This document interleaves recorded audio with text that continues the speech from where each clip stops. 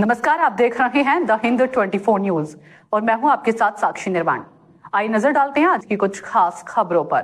कोलकाता के हरिदेवपुर थाना क्षेत्र के कबरडांगा में सड़क पर मिला एक व्यक्ति का खून से लथपथ शव।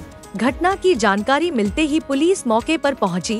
मृतक के शरीर पर कई चोटों के निशान पाए गए हैं और सिर के पीछे भी गंभीर चोट है। शव को पोस्टमार्टम के लिए भेजा जा रहा है।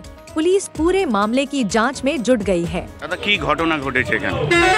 এখানে রাতেবেলা এখানে সব আশেপাশে মদের ব্যবসা তো দীর্ঘদিন ধরে ঠিক বন্ধ হচ্ছে না। এখানে হয়তো মদ খেয়ে কোনো গন্ডগোল হয়েছে বা মদ খেয়ে কোনো হানাহানি হয়ে হয়তো এখানটায় এই দুর্ঘটনা ঘটেছে। এটা হচ্ছে ব্যাপক আমাদের পৌরপিতা এবং সবাই অনেকবার কমপ্লেন করেছে, কিন্তু এদের কোনো সুরাহা হচ্ছে না।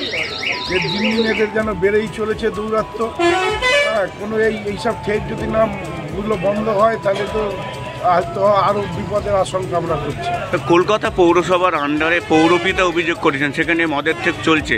কি মনে হয় কার মদতে থেকে চলছে? এটা কি পুলিশ কি এই ব্যাপারগুলোকে সাপোর্ট করে? কার মদতে চলছে সেটা তো আমরা বলতে পারবো না, কিন্তু এখানে তো দীর্ঘদিন ধরে চলছে। এখানে তো কোনো চারিদিকে আমাদের ব্যবসায়িক টাইমে এই যে ব্যবসার টাইমে যে হ্যারাসমেন্ট এগুলো তো মানে বিপজ্জনক। একটা মানুষ এখানটা এইভাবে মরে পড়ে আছে। হ্যাঁ, তো আমরা দীর্ঘদিন ধরে কমপ্লেন করেছি, আমাদের পৌরপিতা কমপ্লেন করেছে, আমাদের বুথ লেভেল থেকে কমপ্লেন করা হয়েছে, কিন্তু এদের সুরাহা কিছু হচ্ছে না। ব্যবস্থা করতে। देखते रहिए द हिंद 24 न्यूज।